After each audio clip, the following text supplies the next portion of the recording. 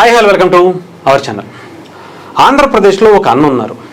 నిజంగా ఏ సోదరి కూడా అన్న ఇలా ఉండకూడదు, ఎవరికి ఇలాంటి అన్న దొరకకూడదు అనేటువంటి భావన ఇప్పుడు ఆంధ్రప్రదేశ్లో, ముఖ్యంగా మన భారతదేశంలో ఒక చెల్లి పడుతున్నటువంటి బాధని మీ ముందుకు తీసుకొస్తాను. ఎవరు ఏంటి అనేది నేను ప్రత్యేకించి చెప్పను, ఒక ఆడియో వీడియో కూడా మీకు వినిపించేటువంటి ప్రయత్నం చేస్తాను. ఒకసారి విందాం.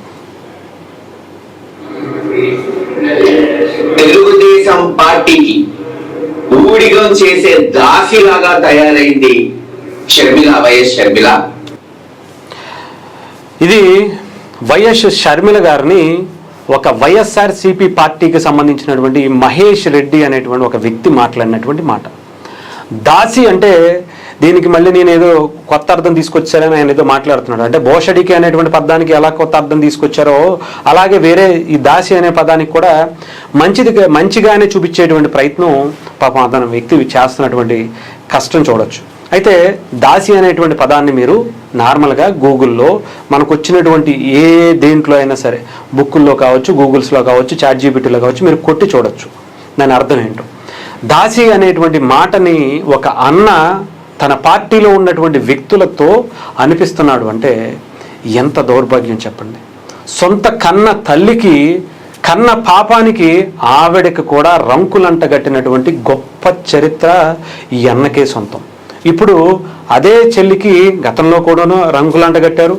ఇప్పుడు కూడా దాసి అనేటువంటి పదాన్ని ఒక పార్టీకి సంబంధించి ఆయనే స్వయంగా చీరలు, పసుపు రంగు చీర కట్టుకుని ఆయన దగ్గరికి వెళుతుంది, ఆ పార్టీ దగ్గరికి వెళుతుంది, వాళ్ళ ఇంటికి వెళుతుంది అనేటువంటి మాటలు మాట్లాడారు. అంటే ఒక అన్న ఇంత దిగజారి ప్రవర్తించినటువంటి చరిత్ర మన భారతదేశంలో ఎప్పుడూ లేదు. తన రాజకీయాల కోసం ఇంతకు దిగజారుతారా అని ఇప్పటి వరకు అనుకోలే. ఒక చెల్లిని ఎన్ని మాటలు అనిపించేటువంటి చరిత్ర నాకు తెలిసి ఇప్పటి వరకు లేదు, ఇక ముందు కూడా ఉండదేమో, అది ఈయనకే సొంతమేమో. అలాంటి పరిస్థితి ఇప్పుడు షర్మిల గారు అనుభవిస్తున్నట్టేమో అనిపించింది. ఇంతకన్నా మాటలు నాకు తెలిసి ఆవిడ ఇప్పుడు పడి ఉండదేమో, ఎవరు అనుండరేమో. ఆవిడ జీవితంలో ఇలాంటి మాటలు వినాల్సి వస్తుంది అని ఆవిడ కల్లో కూడా ఊహించదేమో.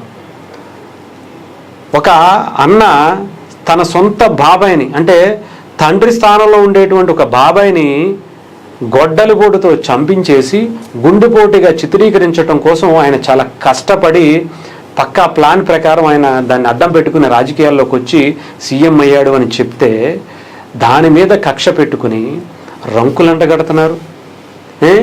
ఆస్తిలో అక్రమంగా సంపాదించినటువంటి కొన్ని, తండ్రిని అడ్డం పెట్టుకుని అక్రమంగా సంపాదించినటువంటి ఆస్తిలో వాటాలకు వచ్చిందని గోడకేసి గుద్ది బయటకు గెంటేసినటువంటి చరిత్ర చెబుతూ బాధపడుతూ ఆ అన్న మీద ఈరోజు ఆమె ఒక వేరే పార్టీలో చేరి ఆ పార్టీ నుంచి ఒక అధ్యక్షురాలయ్యి ఆమె ఆయన మీద యుద్ధం చేస్తుంటే, రాజకీయ పద్ధతి ప్రకారం మాట్లాడుతుంటే ఈయనేమో ఆయనకు సంబంధించినటువంటి వ్యక్తులతో దాసి, రంకులంట కట్టడం, పైగా ఏంటో తెలియదు, పైగా అతని మీద ఎవరైతే తిట్టారో వాళ్ళ మీద కేసులు పెడితే ఆయనే వెళ్ళి మళ్ళీ విడిపించుకుని బెయిలిప్పించి మరీ తీసుకొచ్చేటువంటి చరిత్ర ఆంధ్రప్రదేశ్లో మాత్రమే చూస్తున్నాం.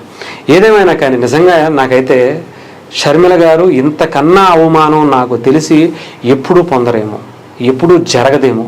ఒక సొంత అన్న, ఒక సొంత చెల్లిని, అంటే అన్న అనేటువంటి పదానికి చాలామంది మనకి చెప్తూ ఉంటారు అమ్మలో సగం నాన్నలో సగం. అంటే అమ్మ చూపించేటువంటి ప్రేమ, ఆప్యాయత, నాన్న ఇచ్చేటువంటి ఒక ధైర్యం అన్నీ కూడా అన్న ఇస్తాడు అనేటువంటి భావన. కానీ ఈ రెండింటినీ కూడా సర్వనాశనం చేస్తూ తల్లిని చెల్లిని కూడా ఇంత నీచమైనటువంటి సంస్కృతితో తిట్టిపిచ్చటం, ఆయనే స్వయంగా ఆవిడ గురించి మాట్లాడుతున్నటువంటి పరిస్థితి ఉందంటే నిజంగా మహానుభావుడు ఇంకెలాంటి అన్న దేశంలో ఎవరికి దొరకకూడదేమో అనిపించుకునేలా ఉంది. ఏదేమైనా షర్మిల గారు హ్యాట్స్ ఆఫ్ అండి. ఇలాంటి వ్యక్తుల నుంచి మీరు బయటకు వచ్చి పోరాడుతున్నారు చూసారా, హ్యాట్స్ ఆఫ్ చెప్పాలి మీకు.